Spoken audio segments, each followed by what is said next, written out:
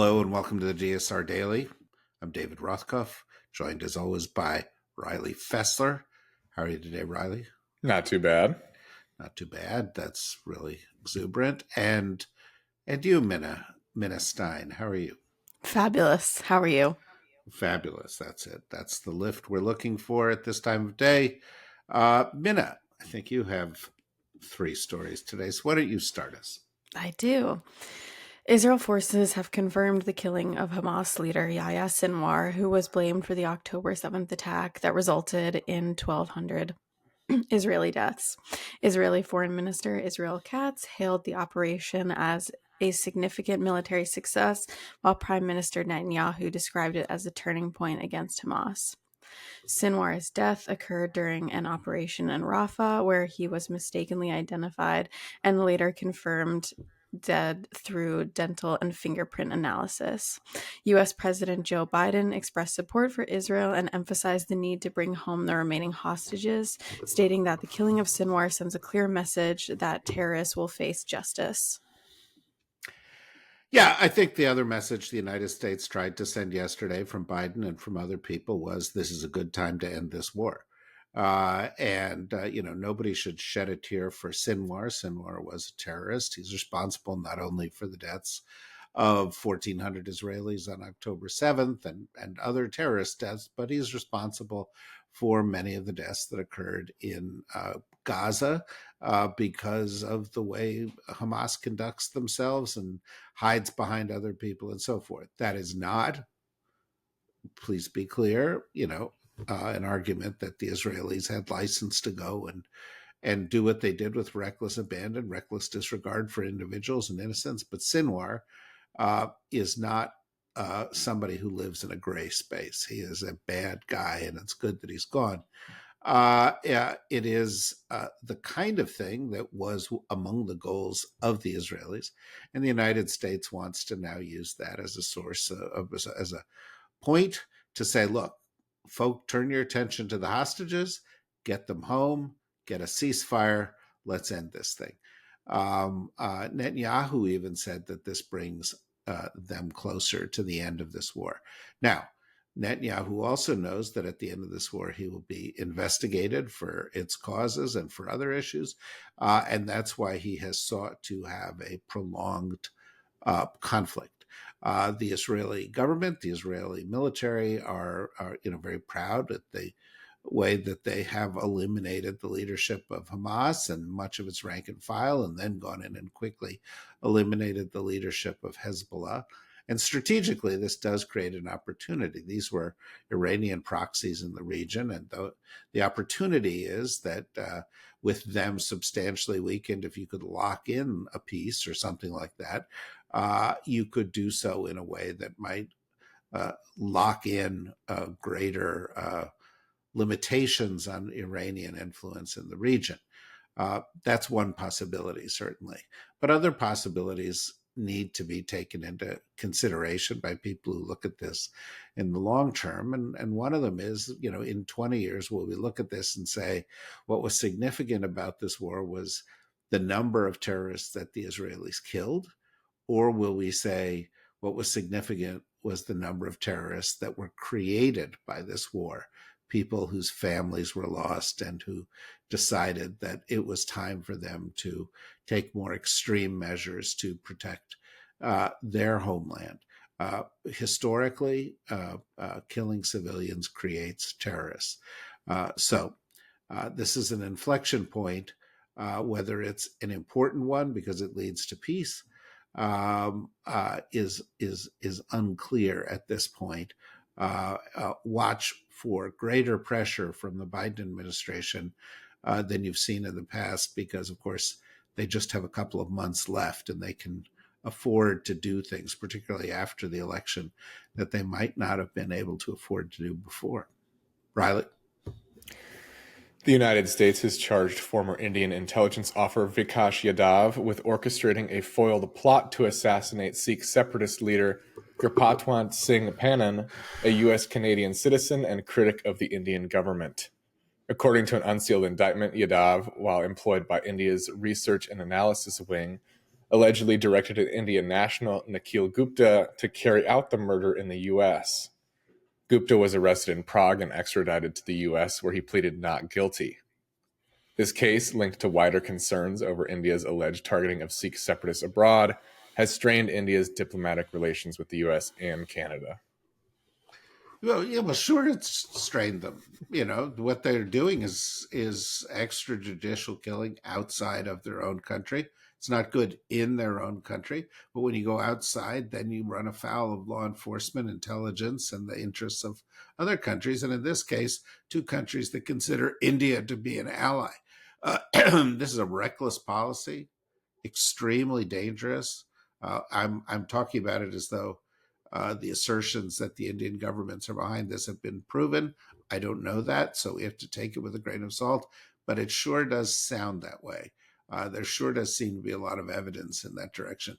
And if that's the case, it's yet another sign that the Modi government will, stop at nothing to go after its enemies, and is not the kind of protector of democracy that we would like to see in the world's largest democracy. Minna. The Biden-Harris administration is emphasizing its student debt relief efforts, having canceled over $175 billion for nearly 5 million borrowers since taking office, including significant improvements for the Public Service Loan Forgiveness Program. Despite the Supreme Court blocking a proposed one-time forgiveness plan, the administration remains committed to fighting for debt relief, as highlighted by Vice President Kamala Harris. Recent measures are facing legal challenges from Republican-led states, which question the Department of Education's authority to implement them. The administration is also working to streamline processes and address past administrative issues that hinder borrowers from receiving relief. Look, this is a program that has benefited a lot of people, is long overdue, and it is to the credit of the Biden administration. One of the things that the Republicans keep saying in this race is, well, Kamala Harris will do a lot of the things that Biden did. The response of Americans who are paying attention is, great. The economy is better. 16 million jobs have been created. It's the strongest economy in the world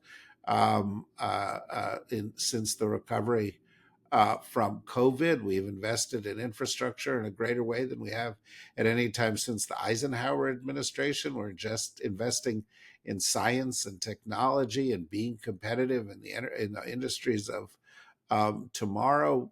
Healthcare has been improved. Lots of drugs are costing less for seniors and will cost less for everybody. The biggest climate initiative of all time. Why am I running through all of this?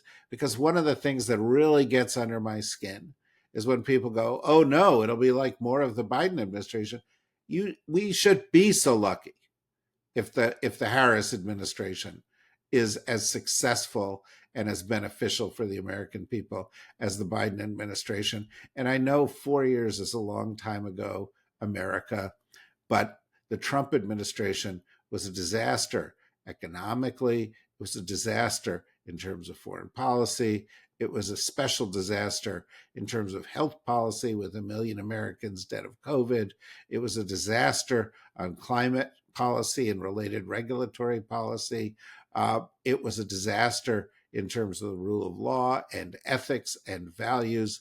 It was a mess. And somehow, half of the people in America go, oh yeah, no, he was better at the economy. It's like, what? Read a book, read a newspaper, read a website, watch a TikTok. There's plenty of ways to get this information that don't involve, concentrating in tiny words on a tiny page, but get the information because the facts do not support these points of view. Riley.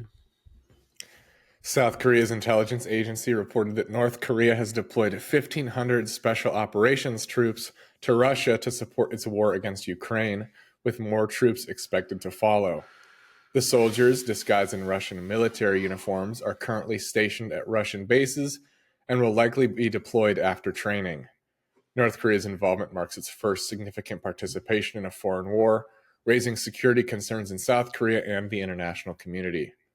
Despite Russia's denial of using North Korean troops, Ukrainian President Volodymyr Zelensky warned that 10,000 North Korean troops are preparing to join the conflict. This is a kind of dangerous escalation, and I think we need to watch it closely because, the North Koreans can lie about it and they can put on Russian uniforms. But here's what's going to happen. A bunch of them are going to die, and their bodies are going to be left all over parts of Ukraine. And there's going to be a lot of evidence that they were there. And, this has to have consequences.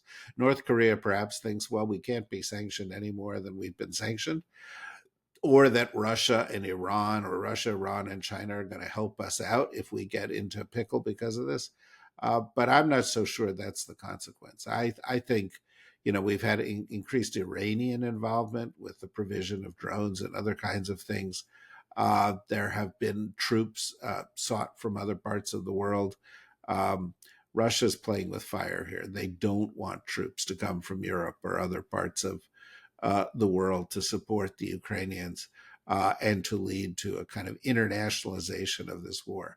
But it is also interesting to note that whereas the West has been circumspect in how it has provided aid for Ukraine in order to avoid sending the message that there were foreign troops on the ground there on Ukraine's behalf, Russia is not being so circumspect. It's right out of their playbook. Naturally, they don't care about international opinion, but they may if it changes the complexion of the conflict on the ground in Ukraine. Minnow. During a campaign rally in Wisconsin, Vice President Kamala Harris playfully addressed hecklers who interrupted her speech about abortion rights, suggesting they were at the wrong rally and should go to a, quote, smaller one nearby. The remark elicited cheers from her supporters and was later shared by her campaign on social media. Harris was campaigning in Wisconsin as part of her efforts in key states like Michigan and Pennsylvania, where polls show a close race with former President Trump. Yeah, this goes to the point that I tried to make on our podcast yesterday. And if you didn't listen to our podcast yesterday with me and Simon Rosenberg and Tara McGowan and Tom Bonnier, who is this sort of gang of ours that we've been talking about politics for multiple years now, you should go listen to it because they're smart. Well, even I ask smart questions, so you get something good out of it. But the punchline of all this is, Kamala Harris is leaning in. She is confident. She is on the offensive. She is taking on these people in their own, lion's dens, if you will, with this Brett Baer interview. Or she's got the elan to be able to make the kind of comment that she made to these protesters as she kind of waved bye-bye to them during this rally, which she handled with real grace. She didn't turn against them. She didn't do what Trump would do, which is threaten them with violence or suggest the crowd turn on them. She handled them with humor, but she also handled them with a sense that they were on the wrong side in this argument, and they ought to think twice about it going forward. This is really promising. The other thing we've seen in the course of the past 24 hours is Trump canceling more events. There's a Politico story today saying that one of the events which he's canceled, and he cancels just 6 this week, the argument that, or the excuse that was given to the organizers of the event when told that Trump would be there, is that he's exhausted. Poor pumpkin. He's exhausted. Isn't this the guy who used to attack his enemies for being low energy or for being weak or for not being strong enough to hold the job of the presidency? He is clearly not up for the job. He is not able to campaign. If you can't campaign, you can't serve. One of the reasons we have grueling campaigns is the presidency is a grueling job. He is over it. I think that is one of the reasons that the next and final act of this campaign, the third act, if you will, from now through Election Day, is going to be one in which we see Kamala Harris, Tim Walz, and Democrats across the country gaining momentum, and Trump, who is not up for this, is seemingly tired of his own shtick, and when he is coherent, is far more extreme than he's ever been in terms of turning the military against the American people, throwing people into concentration camps, throwing his enemies into jail, that kind of thing. But, there's other stuff laced in there. The past couple of days, he's also, said that the war in Ukraine was started by Biden. Now, you might say, well, that's cuckoo. It's not just cuckoo. It's a Russian talking point.